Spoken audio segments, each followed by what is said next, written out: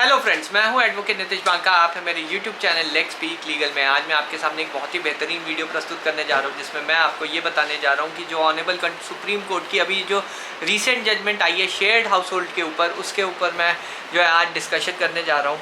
मेरी क्या अंडरस्टैंडिंग है और जो जजमेंट क्या कह रही है उसकी जो है अंडरस्टैंडिंग क्या है, आज जो है मैं बहुत क्लियरली आपको जो है सिंपल वर्ड्स में समझा दूँगा। देखिए क्या होता है कि जब भी जो है डोमेस्टिक वायलेंस का केस होता है तो वाइफ जो है कई बार ये होता है कि वाइफ को जो है घर से निकाल दिया जाता है।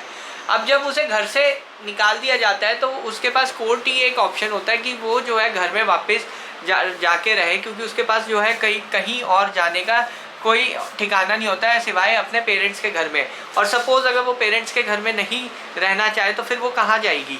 तो उसके लिए जो है उसे जो है रेजिडेंट्स राइट्स जो हैं डोमेस्टिक वायलेंस एक्ट के अंदर दिए हुए हैं। अब उसमें जो है रेजिडेंट राइट वो क्लेम कर सकती है हस्बैंड से। पहले ये था कि हस्बैंड से वो क्लेम कर सकती थी और जो हस्बैंड का घर है या जहाँ हस्बैंड का जो है हिस्सा है जहाँ पे, वहीं पे ही क्लेम कर सकती थी।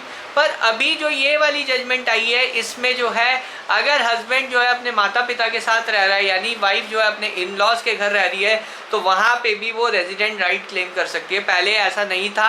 अब जो है ऐसा जो है ऑनरेबल सुप्रीम कोर्ट ने जो सेक्शन 2S है, जिसे हम कहते हैं शेयर्ड हाउस होल्ड, उसे जो है इंटरप्रेट करने के बाद जो है ये फैसला दिया है। अभी रिसेंट जो जजमेंट आई है ऑनरेबल सुप्रीम कोर्ट की।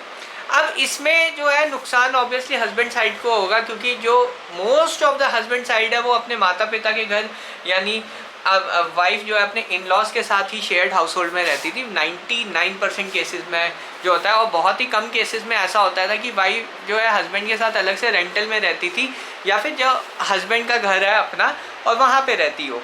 तो वो बहुत कम केसेस थे। मोस्ट ऑफ द केसेस में इन लॉज के साथ रहती थी और वहाँ से जो है उसे निकाल दिया जाता था कई बार।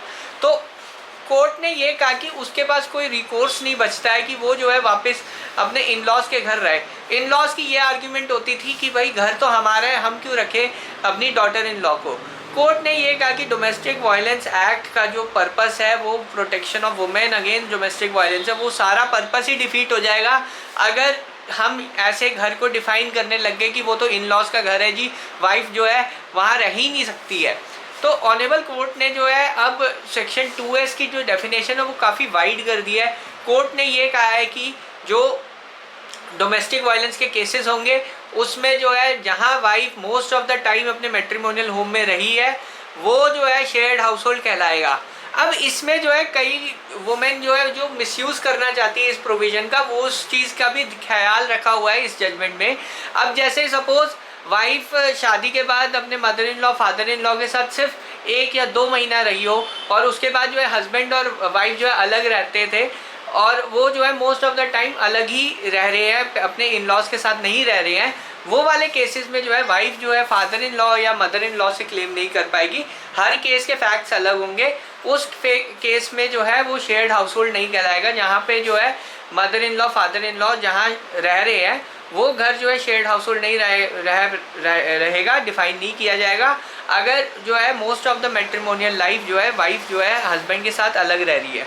तो ये जो है केस टू केस बेसिस पे है। बट उन केसेस में जहाँ पे वाइफ जो है इन लॉज के घर में ही रह रही थी शुरू से, तो वहाँ उन केसेस में जो है वाइफ को एक राइट मिलेगा कि वो जो है एक राइट टू रेजिडेंस जो है शेयर्ड हाउस होल्ड में जहाँ mother in law father in law रह रहे हैं वहाँ पे क्लेम कर सकती है।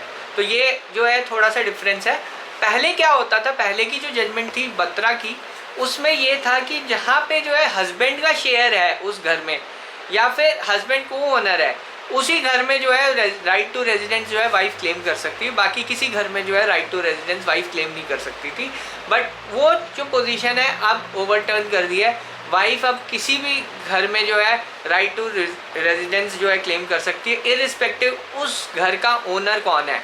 तो ये जो है ओनरशिप पे अब बिल्कुल भी अगर आप बहस करते कि मैं ओनर हूँ, फादर इन लॉ ओनर है और मदर इन लॉ ओनर है, तो वो जो है जो अब स्टैंड था वो अब नहीं लिया जाएगा कोर्ट्स के अंदर। कोर्ट नहीं कंसिडर करेगा। अगर wife most of the time अपने इन लॉज के साथ रही है तो उसका पूरा अधिकार होगा कि वो जो है राइट टू रेजिडेंस जो है क्लेम करे डोमेस्टिक वायलेंस एक्ट के अंदर है, जो ये नई जजमेंट कह रही है।